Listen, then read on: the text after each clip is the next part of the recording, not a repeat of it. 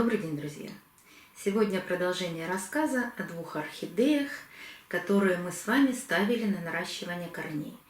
Это видео вышло 11 февраля. Но одну из этих орхидей мы с вами уже посадили. Вторая так и осталась наращивать корни в воде.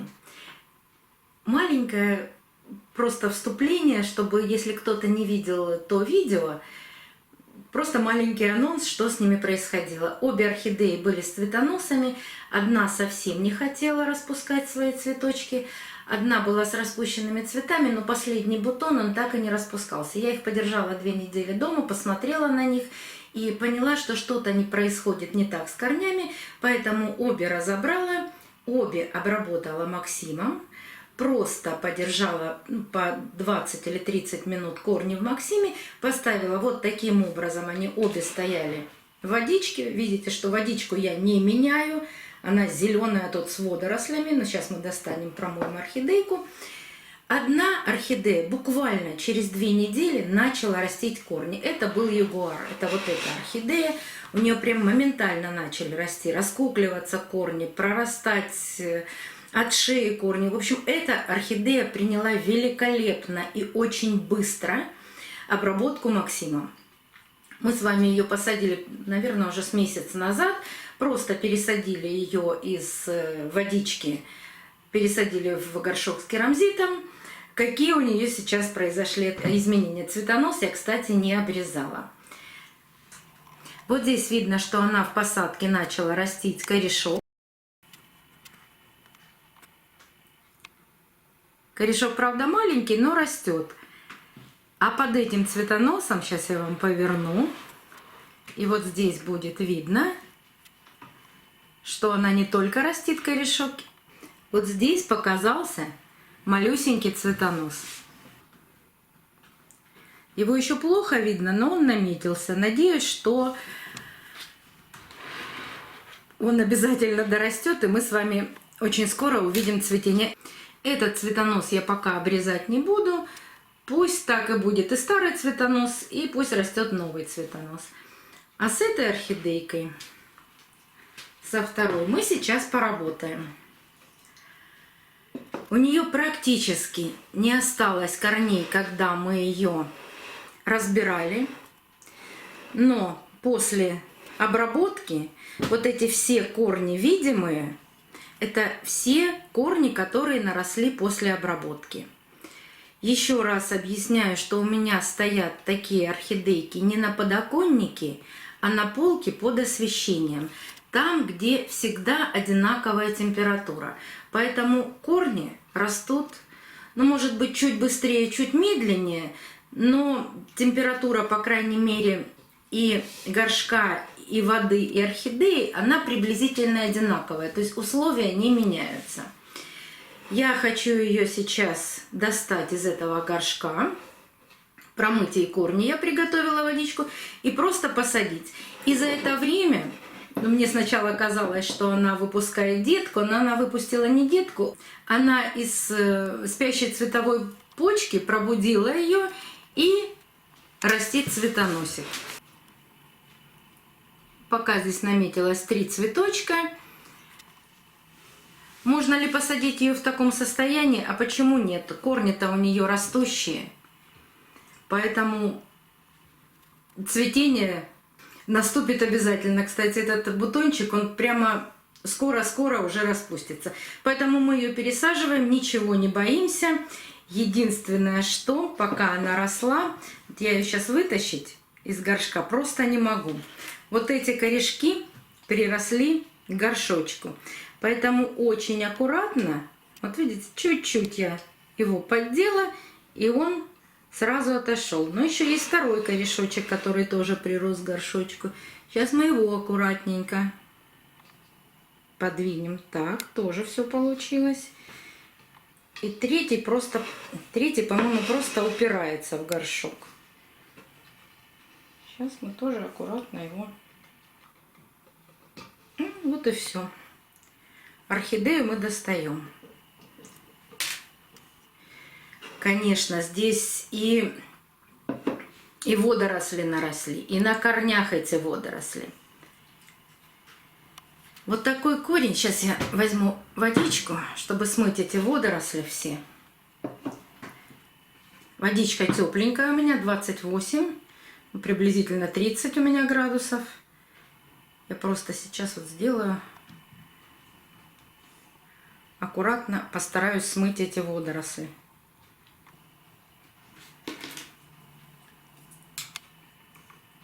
Ничего страшного, что на корнях в этот момент росли водоросли, в водичке были водоросли, зато ни pH воды не менялась. Я ее, честно говоря, даже не опрыскивала.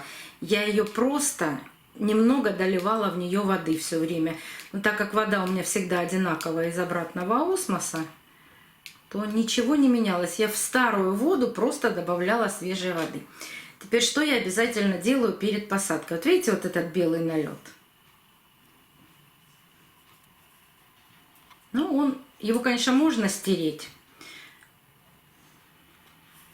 но он не мешал росту орхидеи, поэтому я его не трогала. И он все время был выше воды, вот этот беленький налет. Здесь корешок плотный. Здесь веломен практически сгнил. Можно его снять.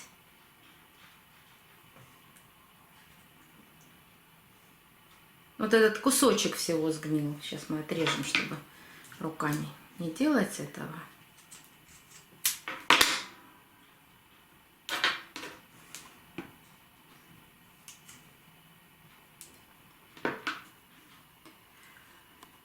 Самый-самый первый корень начал прорастать от этого старого корня. Вот видите, остался всего один корень. И вот здесь есть еще сухой корень, который я, конечно же, тоже обрежу. Он нам не нужен. А вот эти все молодые корешки, это как раз то, что выросло за эти 3 месяца. Правда, они все смотрят вверх. Касался воды только вот этот корешок. Но он все равно тоже пошел вверх. Но это не страшно и не важно. Так, все-таки я его ручками немножко помою.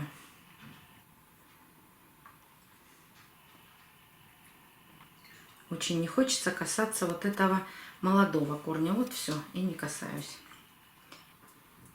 Все, что я еще сделала, я здесь добавила обмазку Максимом не разбавленным. Вот чуть-чуть вот это основание намазано было Максимом. Все, больше с этой орхидеей ничего не делалось. Никаких опрыскиваний, никаких помощи ей там каким-то. Всегда спрашиваете, а можно ли ее азотом подкормить? Нет, ничем не подкармливала. Выросли вот такие корни. И вот эти 2 маленьких листочка, вот эти, это она тоже вырастила в воде. После такой реанимации эти листочки всегда растут чуть-чуть мельче, чем основные. Но когда мы ее посадим и начнем удобрять, следующие листики будут все больше, больше и больше. И она опять из малышки, из реанимашки станет нормальной, хорошей орхидеей.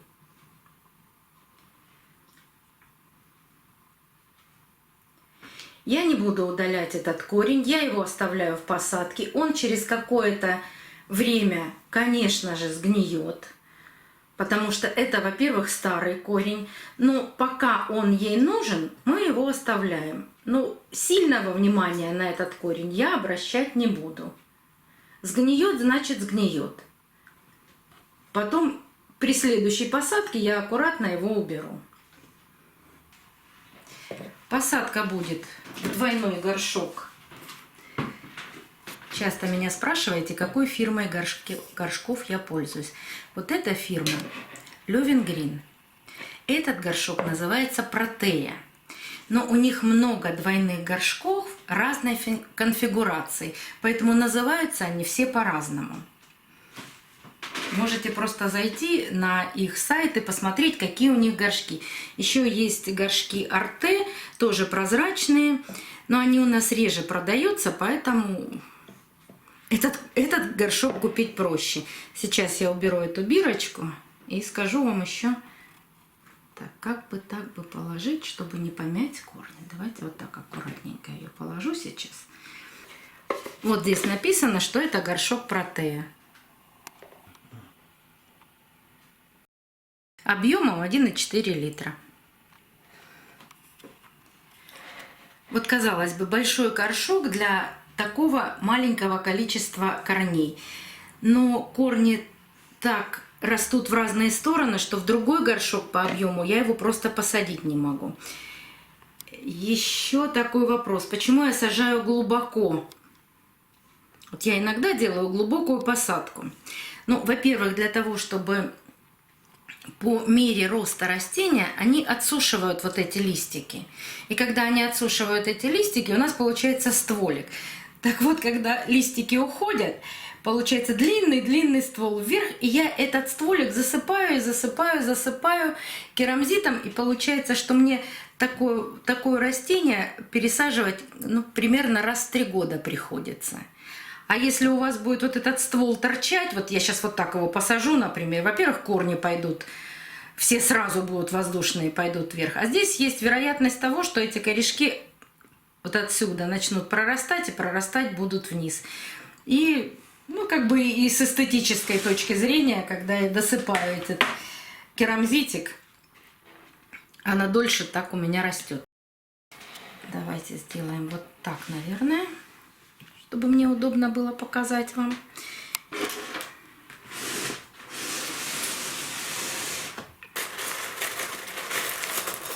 Вот так глубоко. Просто засыпаю влажным керамзитом.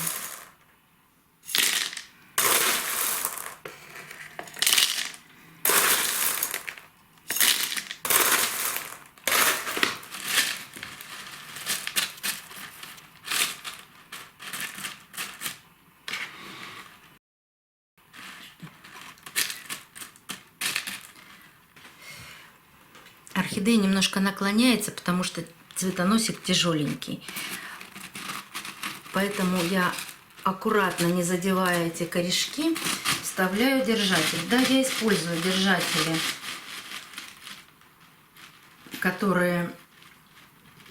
с которыми покупаю орхидеи. Просто я их промываю. Иногда бывает, вот это, например, пластиковый держатель, очень удобный. Смотрите, что у нас получилось. Некоторые корешки торчат вверх, некоторые мы сможем засыпать керамзитом. Но это получится воздушный корень, и здесь еще воздушный один корень.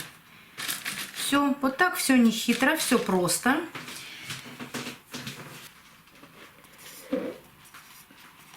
Корень у меня видно здесь только один. Больше корней в горшке не видно. Поэтому те, кто делает по моему методу вот такую посадку